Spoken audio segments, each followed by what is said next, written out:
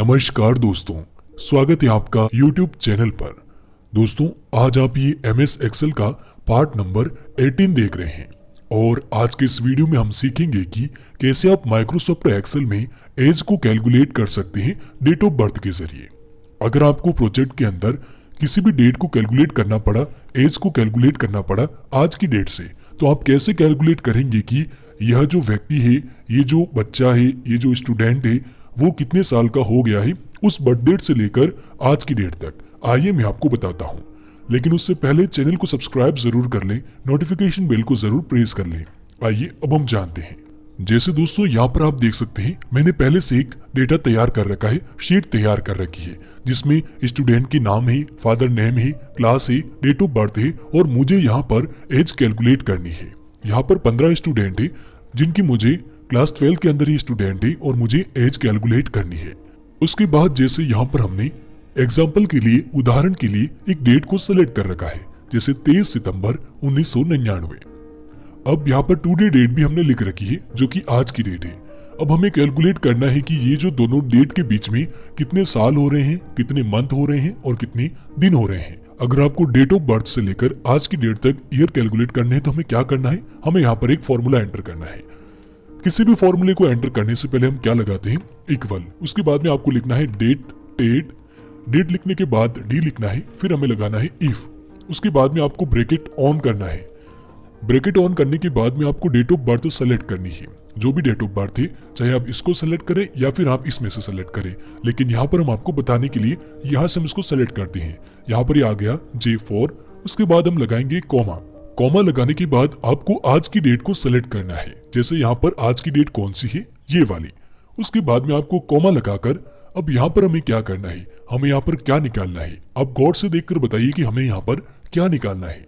जैसे यहाँ पर हमें ईयर निकालना है, साल निकालने हैं, तो आपको यहाँ पर डबल कोट्स लगाने हैं। उसके बाद में हम यहाँ पर लिखेंगे वाई, ईयर के लिए हम लगाएंगे वाई। उसके बाद में वापस से डबल कोट क्लोज और ब्रैकेट भी क्लोज कर देंगे। उसके बाद में हम यहाँ पर एंटर करेंगे। एंटर करने के बाद आप देखेंगे कि हमें यहाँ पर एज कैलकुलेट करके मिल गई है। उसी के साथ अगर हमें मंथ भी कैलकुलेट करने हैं कि 21 ईयर के बाद में अभी तक कितने मंथ हो चुके हैं, वो हमें कैलकुलेट करने, तो बिल्कुल वही इक्वल लगाइए, डेटेड इफ लिखिए, उसके बाद में ब्रैकेट ऑन कीजिए।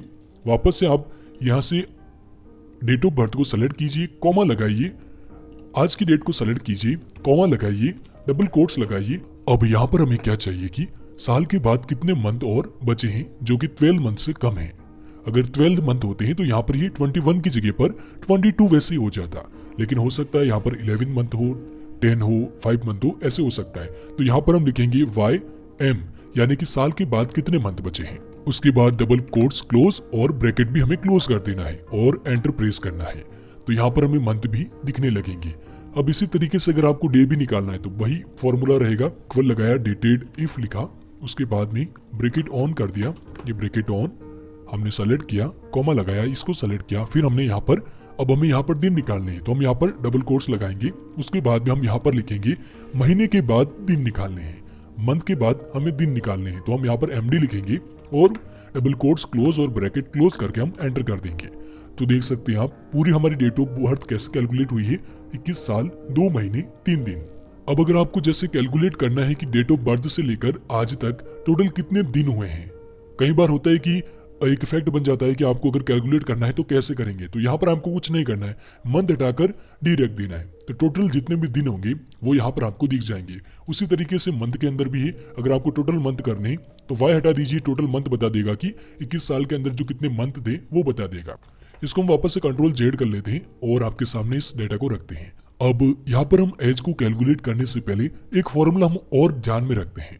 जैसे कई बार होता है कि जैसे यहाँ पर हमने आज की डेट को मैन्युअली एंटर कर रखा है, लेकिन एक ट्रिक आप यहाँ पर और भी लगा सकते हैं, एक फंक्शन एंटर करके, कि जब भी ये एक्सेल की सीट ओपन हो, कोई भी ओपन करें, तो उस डेट के हिसाब से यहाँ पर बर्थ डेट कैलकुलेट करके आए। तो हमें यहाँ पर जैसे क्या करना है कि आपको वापस से जाना है और यहाँ पर ये जो हमने J5 लिख रखा है, यानी कि ये जो आज की करंट डेट है ना, उसकी जगह पर हमें क्या लिख देना है, बस टुडे, फिर हमें ब्रैकेट ऑन, फिर ब्रैकेट क्लोज कर देना है और एंटर कर देना है। देखिए साल तो वही आएगा क्योंकि आज के हिसाब से हम कर रहे हैं। अब यहाँ पर हम एज को कैलकुलेट करते हैं। सबसे पहले इक्वल लगाया, डेटेड लिखा, फिर इफ लिखा, ब्रैकेट ऑन कर दिया। ब्रैकेट लगाने के बाद इस स्टूडेंट की जो डेट ऑफ बर्थ है उसको हम सेलेक्ट करेंगे, उसके बाद में कॉमा लगाएंगे, फिर हम यहाँ पर टुडे लिखेंगे क्योंकि आज की डेट के हिसाब से। उसके बाद में हम यहाँ पर ब्रैकेट ऑन ब्रैकेट ऑफ कर देंगे, फिर कॉमा लगाएंगे, डबल कोट्स लगाएंगे। अब यहाँ पर दोस्तों हमें एक चीज का ध्यान रखना है कि अगर आपको शीट के अंदर ईयर लिखना है, मंथ लिखना है और डे लिखना है तब आपको तीनों फॉर्मूले को एंटर करना है। लेकिन हमारी जो ये शीट है इसके अंदर हम केवल साल ही लिखेंगे कि ये जो स्टूडेंट है वो कितने साल का यहाँ तक अभी तक हो चुका है।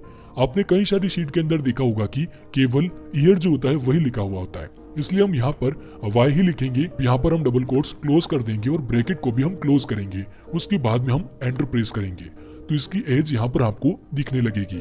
अब यहाँ पर हमें सभी जगह पर मैन्युअली यानी कि इतनी मेहनत नहीं करनी है कि आपको सब में ये फंक्शन ये फॉर्मूला एंटर करना पड़े। आपको बस यहाँ से सीधा ही ड्रैग कर लेना है और छोड़ देना है। तो यहाँ पर आपको सीधे ही यहाँ पर आपको ईयर देखने को मिल जाएंगी, इसकी एज देखने को मिल जाएगी इन सभी स्टूडेंट्स की।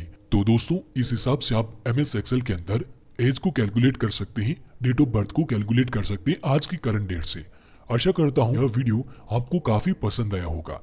अगर आप MS एक्सेल के और भी वीडियोस देखना चाहते हैं तो देख सकते हैं, हम आपके लिए लगातार नए नए वीडियोस लेकर आते रहेंगे। अगर आपको वीडियो पसंद आए तो लाइक और शेयर जरूर करें।